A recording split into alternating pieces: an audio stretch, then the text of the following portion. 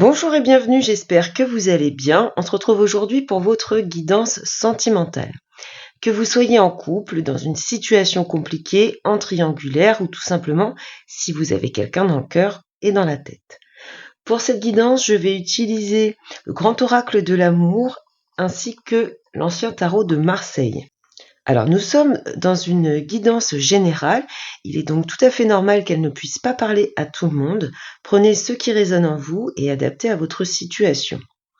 Et puis, si la situation ne vous correspond pas, si vous ne vous reconnaissez pas dans les messages, c'est tout simplement que cette guidance est destinée à d'autres personnes.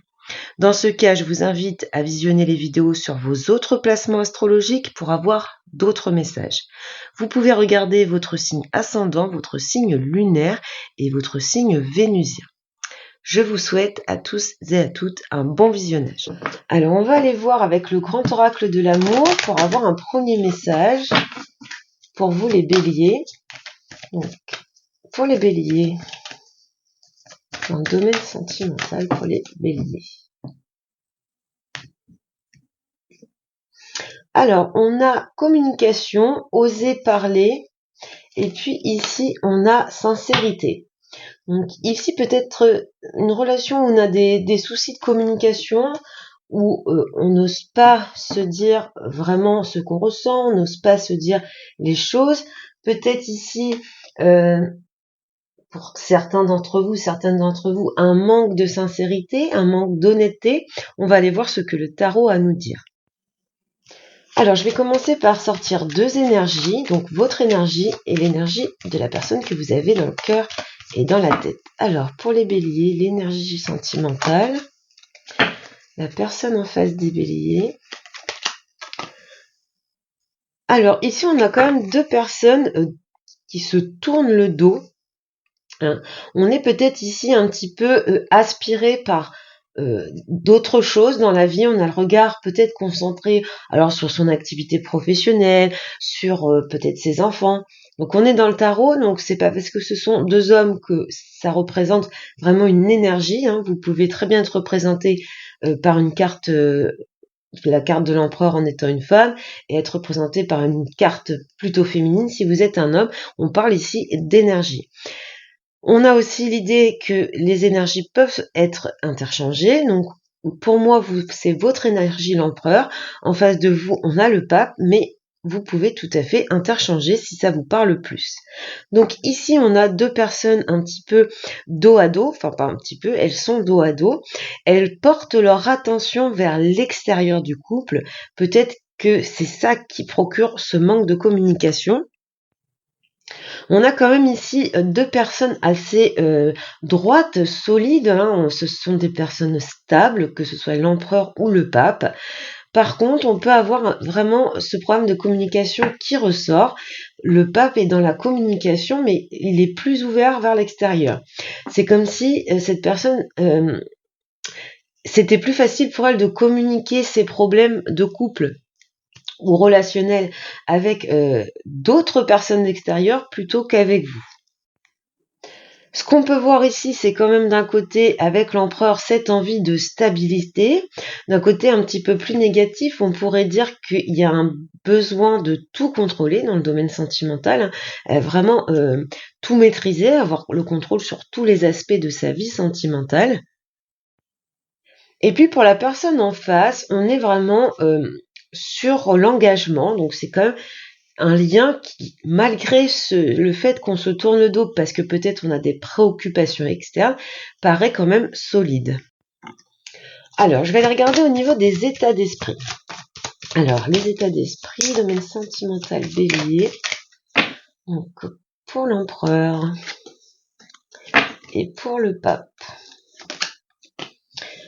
Alors, de ce que je vois ici, j'ai l'empereur qui est tourné qui est plus en valet de coupe, qui est plus dans les sentiments, mais dans la retenue. Il y a soit de la timidité pour certaines d'entre vous, soit la peur de s'ouvrir à l'autre, d'y mettre tout son cœur, de se montrer, de montrer ses sentiments, et peut-être cette peur de souffrir, d'où une hésitation. on voit bien cette envie de stabilité avec l'empereur, cette envie de construire quelque chose. On a bien ici des sentiments. De l'autre côté, le pape est avec la reine de denier. Donc c'est peut-être quelqu'un qui a des projets matériels, financiers, professionnels qui le préoccupent beaucoup. On voit que du coup, on sait vers quoi il regarde. Il regarde derrière ce côté extérieur dans sa vie et peut-être qu'il délaisse un petit peu le couple ou le renforcement des liens ou son engagement dans ce lien. En tout cas, quelqu'un qui a des préoccupations extérieures qui lui prennent du temps et qui probablement coupe un petit peu la communication ou les échanges. Au dos, on a le battleur, donc on a quand même l'idée qu'il y a un potentiel dans ce lien, qu'il y a de belles capacités, qu'on peut apporter de la nouveauté, du renouveau, ou pour certains d'entre vous, tout simplement commencer quelque chose de nouveau avec une histoire qui a un réel potentiel. Alors, on va aller regarder du côté de la force de ce lien. Alors, pour les béliers, quelle est la force de ce lien ? Alors l'énergie, on reste quand même dans l'envie de construire quelque chose, l'envie d'aller plus loin, l'envie d'avancer, d'aller de l'avant. Avec le mât, on a quand même une énergie assez dynamique, d'enthousiasme, donc on y croit à ce lien, on croit en cette relation, on croit dans cette histoire d'amour et on a envie d'avancer. Du côté du défi dans ce lien, quel est le défi, l'obstacle dans ce lien ?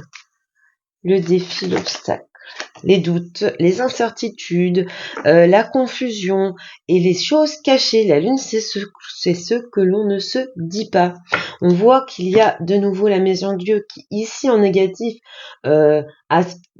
c'est une énergie qui demande à être libérée. Tout ce qu'il y a à l'intérieur de vous, tous ces doutes, toutes les choses que vous ne vous dites pas doivent être libérés.